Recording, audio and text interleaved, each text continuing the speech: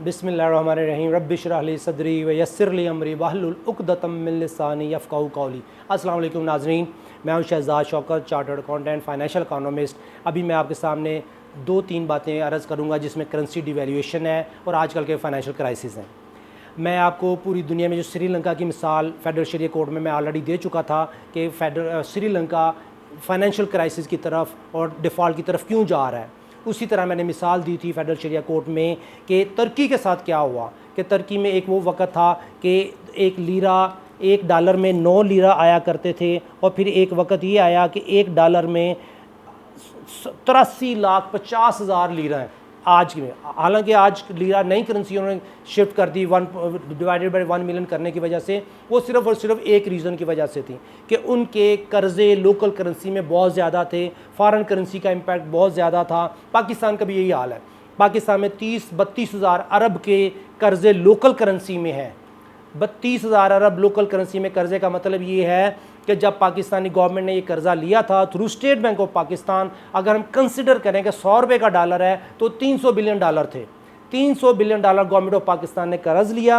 अब वो 300 billion dollar जब वापस करने का टाइम आएगा तो अगर हम वो 100 रुपये का डॉलर 200 का कर दें तो गवर्नमेंट ऑफ पाकिस्तान पाकिस्तानियों को 150 बिलियन डॉलर वापस करेगी और 150 बिलियन डॉलर उसका कैपिटल गेन है। करेंसी डिवैल्यूएशन इसलिए नहीं होती कि मार्केट में डिमांड उसकी डॉलर की बढ़ जाती है, हमारे पास डॉलर नहीं है।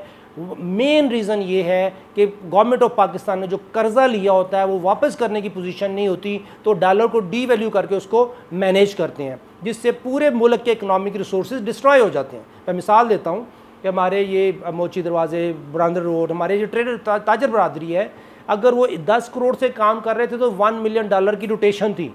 1 मिलियन डॉलर पे टैक्स पे कर रहे थे। 1 मिलियन डॉलर के साथ 12 मरतबा भी साल का रोटेट करे तो 12 मिलियन डॉलर का टर्नओवर था। लेकिन अब जब उनकी करेंसी डिवैल्यू हो जाएगी तो वो 12 मिलियन डॉलर का टर्नओवर रोटेट नहीं कर सकते, वो आधा करेंगे, 5 lakh, half a million, 6 lakh dollar करेंगे। तो 6 लाख डॉलर पे टैक्स वो नहीं पे कर सकते जो जीडीपी की डिमांड है। सो इसलिए मेरी रिक्वेस्ट ये है अपने पाकिस्तानी भाइयों से कि अंडरस्टैंड करें एक फैक्ट को, financial reality currency devaluation government of Pakistan ने जो कर्ज़े लिए होते हैं उनकी वजह से होती है। तो हल ये नहीं है कि क्योंकि करेंसी डिवैल्यूएशन से जीडीपी डिस्ट्रॉय हो जाता है, जीडीपी श्रिंक हो जाता है। जीडीपी श्रिंक हो जाएगा तो टैक्स बढ़ेंगे, महंगाई बढ़ेगी तो वो एक रिवर्स पहिया चल जाता है जो पाकिस्तान की फेवर में नहीं है। सो सर एक रिक्वेस्ट ये है हम पाकिस्तानियों के लिए, हम अपनी इनकम बढ़ाने के लिए रिक्वेस्ट करें गवर्नमेंट ऑफ पाकिस्तान से, ताकि हम इकोनॉमी को डॉक्यूमेंट करें, एक ऐसा स्टेट ऑर्गन हमें दें जिसकी बेस पे हम अपनी इकोनॉमी को ग्रो कर सकें, डॉक्यूमेंट कर सकें, इनकम बढ़ा सकें। और वो स्टेट ऑर्गन का एक ही काम हो जिसमें बेनिफिशरी पाकिस्तानी लोग हों कि वो इकोनॉमिक एक्टिविटीज़ को प्रमोट करें, एम्प्लॉयमेंट जनरेट करें, इन्वेस्टमेंट फैसिलिटेट करें। बड़ी मेहरबानी, इंशाअल्लाह ताला। अस्सलाम वालेकुम रहमतुल्लाह।